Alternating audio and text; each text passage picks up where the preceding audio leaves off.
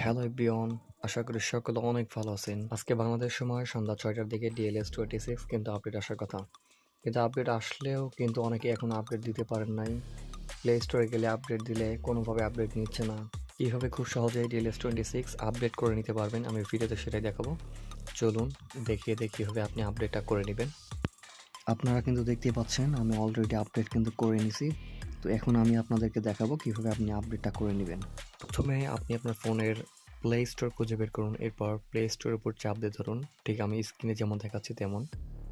এরপর স্টোরেজ এবং ক্যাপচাতে ক্লিক করুন, দেখতে পারবেন ক্লিয়ার স্টোরেজ লেখা আসবে, সেখানে ক্লিক করুন।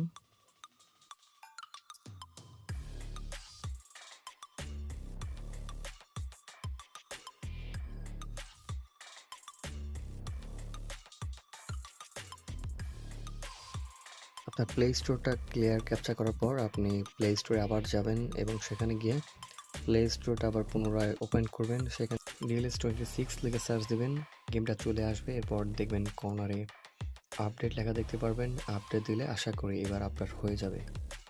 এরপরও যদি আপডেট দিতে আপনার কোনো সমস্যা হয় আমাকে ইনবক্স করতে পারেন, আমি আমার সর্বোচ্চটা দিয়ে চেষ্টা করব আপনাকে হেল্প করার জন্য।